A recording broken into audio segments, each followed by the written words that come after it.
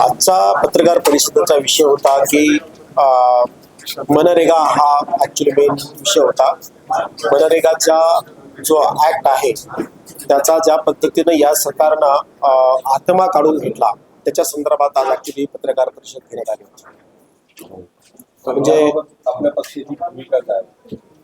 यामध्ये स्पष्ट भूमिका काँग्रेस पक्षाने घेतलेली की मनरेगा हा सर्वसामान्यांच्या आणि ग्रामीण भागामध्ये लोकांच्या अधिकारांचा प्रश्न आहे. त्यांच्याशी निगडीत अधिकारांशी निगडीत प्रश्न असल्यामुळं तो ऍक्टमध्ये कोणत्याही प्रकारचा बदल करणे हे अपेक्षित नव्हतं. कारण तो ऍक्टला स्वतः त्याची सर्व जगामध्ये वाहवा झालेली आहे आणि राईट टू वर्क म्हणून लोकांच्या म्हणजे अधिकारांचा प्रश्न असल्यामुळे त्याच्यावरती काँग्रेस पक्ष त्याच्यावरती महाराष्ट्र आहे, या योजनेचा जनक महाराष्ट्र आहे. जनक महाराष्ट्र करेक्ट. महाराष्ट्रातून आवाज होत नाही. बघा, हे ऍक्ट आता हे झाल्यानंतर हा आवाज सध्या महाराष्ट्रातनच आहे तसा विचार केला आता. आणि ही पत्रकार परिषद झाल्यानंतर म्हणजे उद्यापासून जे आम्ही तुम्हाला ते स्केड्यूल दिलंय त्यामध्ये उपोषण असो किंवा धरणे आंदोलन असो याची सुरुवात ऑलरेडी होणार आहे. महाराष्ट्रामध्ये सध्या निवडणुका चालू आहेत त्याच्यामुळे आम्हाला परमिशन मिळत नाही सध्या आणि आचारसंहितेमुळे. पण लगेचच महाराष्ट्र आणि याच्या बाबतीमध्ये शेवटी अग्रेसरच असतो महाराष्ट्र.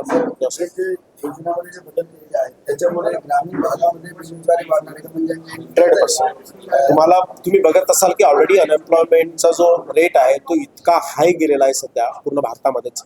आणि याच्यामधून आता जे ग्रामीण भागामध्ये असणारे जे लोक होते जे तिथं थांबून होते आतापर्यंत त्यांची मायग्रेट होण्याची भीती जास्त आहे आता. कारण जर गावात त्यांना काम मिळालं नाही तर मग ते शहराकडे होऊ शकतात. दुसरं तुम्ही बघा की याच्यामध्ये मोनोपोली होण्याची भीती जो एक विषय राहिला होता आपला, याच्यामध्ये त्यांना 60 दिवसाचा ऍक्च्युली सीझनचा गॅप दिलाय की ज्याच्यामध्ये त्यांना अधिकारानं काम मागता येत नाही. याचा अर्थ काय झाला की त्यांचा अधिकार छिनण्यात आला. यांना मोनोपोली होणार आहे.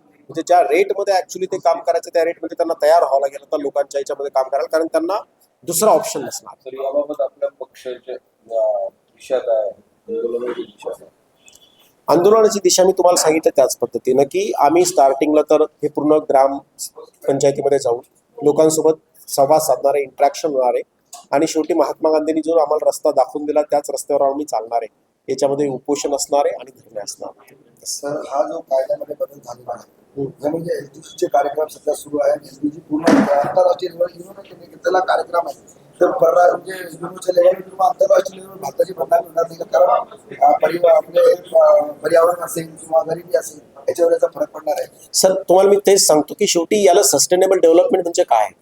सर्वसामान्य ग्रामीण भागामध्ये जे लोक मनरेगाच्या माध्यमातून कामं होतात त्या माध्यमातून ती सस्टेनेबल डेव्हलपमेंटच होती ज्याच्यामध्ये लोकांना रोजगार मिळेल आणि ग्रामीण भागामध्येच म्हणजे शहराचं विद्रुपीकरण होणार नाही, मायग्रेट होणार नाहीत आणि ग्रामीण भागामध्येच त्यांना त्या सर्व गोष्टी उपलब्ध होतील जेणेकरून त्यांचं कोणत्याही प्रकारचं आणि विशेष म्हणजे ज्यावेळेस ते शहरात जातात त्यावेळेस तिथं शोषण होतं, ते शोषण थांबेल. या सर्वच गोष्टी येतात त्याच्यामध्ये आणि म्हणून त्याच्यावरती हे सर्व त्याच्यामध्ये मला असं वाटतं रस्त्यावरती लढाई लढणार 100%. ज्यावेळेस शेवटची पर्याय तोच असणार आहे. ज्यावेळेस आम्ही स्टार्टिंग पत्रकं देऊ, आम्ही तुम्हाला सांगितलं संसदेचे ज्यावेळेस रस्ते बंद होतात आणि कुणी आवाज ऐकत नाही त्यावेळेस तुमच्याकडे दुसरा ऑप्शन एक असतं की तुम्ही सत्याग्रहाच्या मार्गानं, अहिंसेच्या मार्गानं आम्ही आंदोलन करू.